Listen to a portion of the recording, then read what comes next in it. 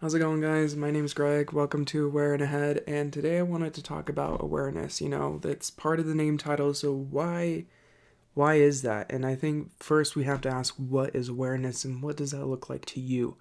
For myself, it's very different than what I would think of someone typically would think of it. So with awareness, to me, it isn't having your chest all puffed up and you're just knowing everything on top of your head, and that you're able to just spurt out all of this knowledge and you're able to just remember things as soon as someone even thinks about it, right? Like you're just kind of reading everyone's mind and you have all this knowledge.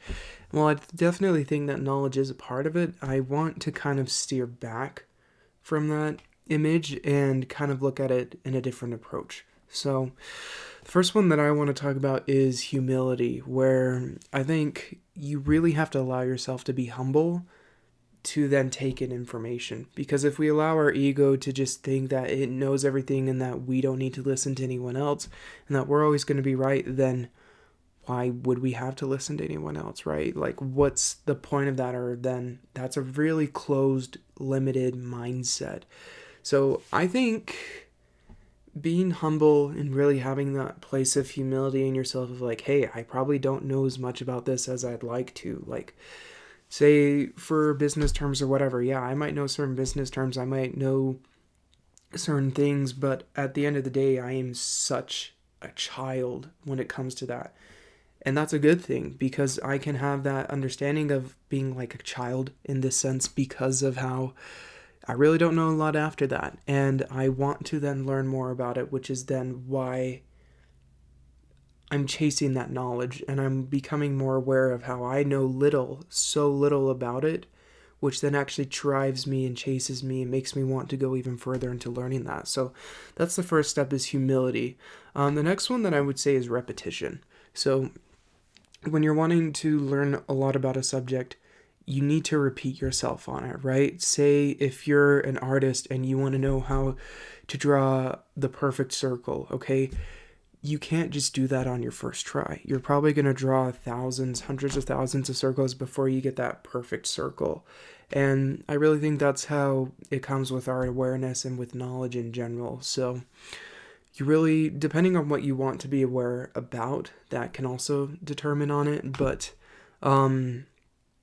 and the level of awareness that you're wanting to have it be, right? So, I could have a basic understanding of something and I'm fine with that. I don't need to know the rest of it. I don't need to understand everything about neurophysics and stuff. But if I have a little bit of a description of it, then that's great. But for someone who's really interested in neurophysics, they have to repeat themselves on the subject. They have to understand the basics. They have to understand the complex structures of it. I don't even know what they do with it, right? But the point of it is that depending on what level of awareness you want in that certain place, you need to dig deeper and dive deeper and again have that humility to then allow yourself to keep repeating to be able to understand this. So that'd be my second one. The next one is discernment, where there's a lot of knowledge being thrown at us nowadays with social media, YouTube,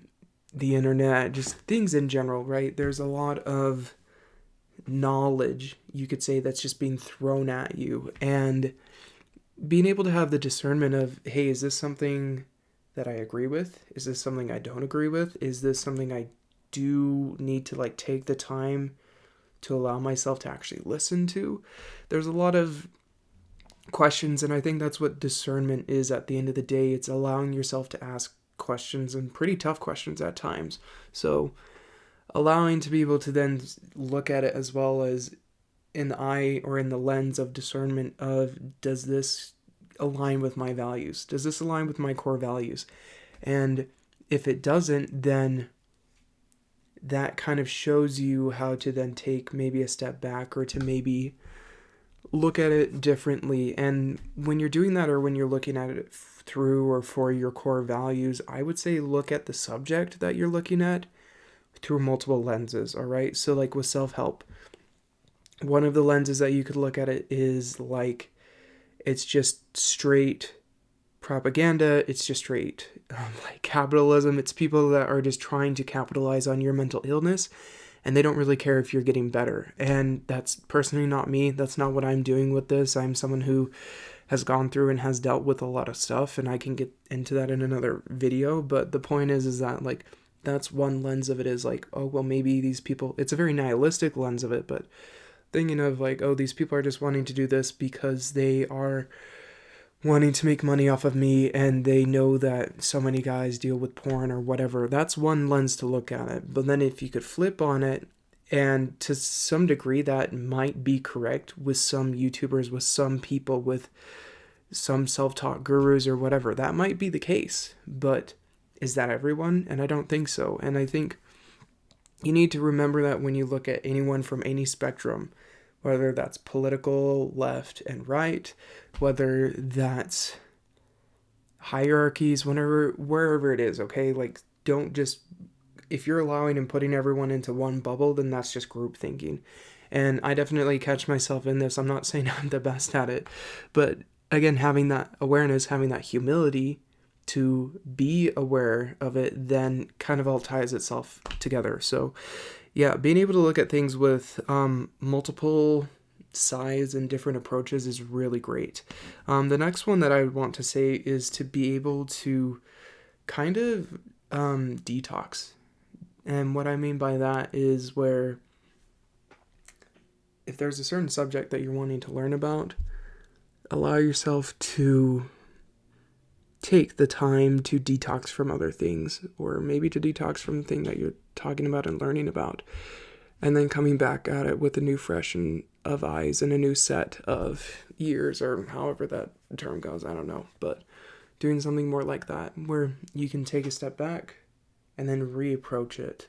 And the final one that I had written down is have discussions and analyze it after. So if there's something that you were talking about, say you were in a argument or just in a really heavy conversation with a friend, kind of analyze it, look at it again from that different approach, maybe write it down, think about different scenarios in your head, talk to others about it, see their different viewpoint of it. Like, just really, if you really want to know something, you really have to dig deep on the subject, and you can't just only take your opinion for that. So talk with others about it, hear their viewpoints, hear how you guys have different viewpoints on it. Yeah, just having discussions in general, I think that's a really big and important part, because through discussions is how we get to people being closer and to problems being solved. Like, that's where solutions come from, is from not companionship, I can't think of the right word, but of like community in a way. And you have to be able to have that to be able to want to do that. So yeah, those are a couple tips that I have written down. If you can think of any others, please drop them down in the comments below. Like, subscribe. Let me know what you guys think of. Is there things that I'm missing? I'm sure there is. I'm just a guy, I'm just 23 years old. And if you have anything else that you'd like to be able to add or share to this, I'd love it. And I'd appreciate the help. And thanks so much for listening. Don't be an airhead. Be aware and head. Thanks, guys.